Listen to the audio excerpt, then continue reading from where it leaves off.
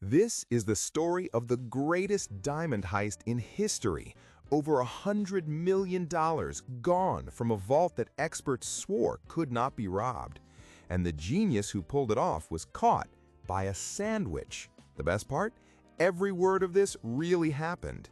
Antwerp, Belgium, the diamond capital of the world. Around 80% of the planet's rough diamonds pass through this one city, and underneath it, 2 floors below the street, sat a vault they called impregnable.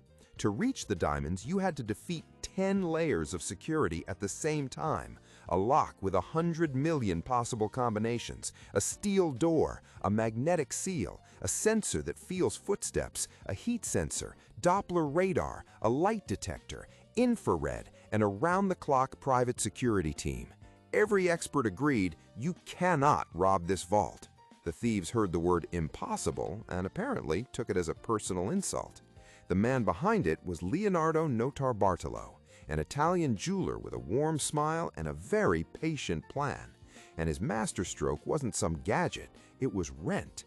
He leased an office inside the building as a real registered diamond merchant, and for over 2 years, he simply belonged there. He had a tenant's key, he brought the guards coffee, he learned their schedules, and the whole time he was studying that vault with a tiny camera hidden inside a pen. 2.5 years undercover. The man basically took a part-time job just to rob his own office. Now here's where your imagination runs wild. You picture the heist movie, laser-cutting suits, men dangling from the ceiling, high-tech gizmos beeping in the dark. Nope. According to the investigators, they beat the heat sensor with hairspray, ordinary hairspray, a thin film over the lens, just enough to stop it from sensing their body heat. The most advanced vault in Europe, and one of its defenses lost to the can sitting in your bathroom cabinet. The light sensor, the one that screams if anyone turns on a lamp, covered up. The other sensors, blocked, taped, and quietly outsmarted, one by men who had spent 2 years thinking about each individual wire. No lasers. No drama, just homemade tools, a lot of patience, and an enormous amount of homework. So one weekend in February 2003, while the building slept, they walked into the vault that could not be robbed, and they opened 109 safe deposit boxes. They left with diamonds, gold, and jewelry worth at least $100 million. Monday morning, the vault looked completely untouched. By every measure on Earth, it was the perfect crime. And it might have stayed perfect if it weren't for the garbage. The plan was simple: destroy every scrap of evidence. Instead, the bags of trash got dumped along a quiet country road outside the city. And here, the universe reveals its sense of humor. A local landowner, a man who really truly hated people littering on his property, went to clear up the mess. Inside the bags, he found envelopes from the Diamond Center and a half-eaten salami sandwich. On that sandwich was DNA, and that DNA belonged to Leonardo Notarbartolo. Stop and appreciate this. The greatest diamond thief of the century, not caught by a laser grid, not caught by some brilliant detective in a trench coat, caught because he littered with his own lunch.